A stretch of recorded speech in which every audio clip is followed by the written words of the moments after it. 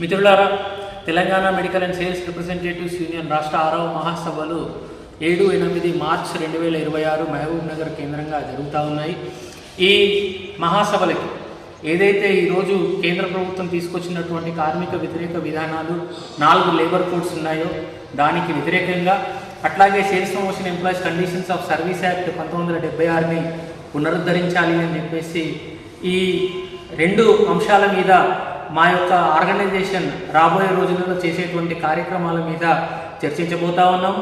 ఈ కార్మికుల గురించే కాకుండా మా యూనియన్ ఏదైతే మందుల రంగంలో ఉందో ఆ మందులకు సంబంధించినటువంటి ఆరోగ్య రంగంకి ప్రజానికానికి సంబంధించినటువంటి విషయాల మీద కూడా చర్చిస్తాము. ఆల్రెడీ మా యూనియన్గా 0% GST on medicines and medical devices ఈ డిమాండ్ ఉన్నది. ఆ డిమాండ్కి దీనిగానే ఈరోజు కేంద్ర ప్రభుత్వం దానికి తలొగ్గి ఏదైతే 28% నుంచి 5% ఉండినో ఆ దాన్ని మొత్తానికి మందులు మరియు మందుల పరికరాల మీద 5%గా తగ్గించింది GSTని. రాబోయే రోజులలో 0% GST on medicines and medical devices చేసేంత వరకు కూడా మా రంగం దాంట్లో పోరాడుతుంది.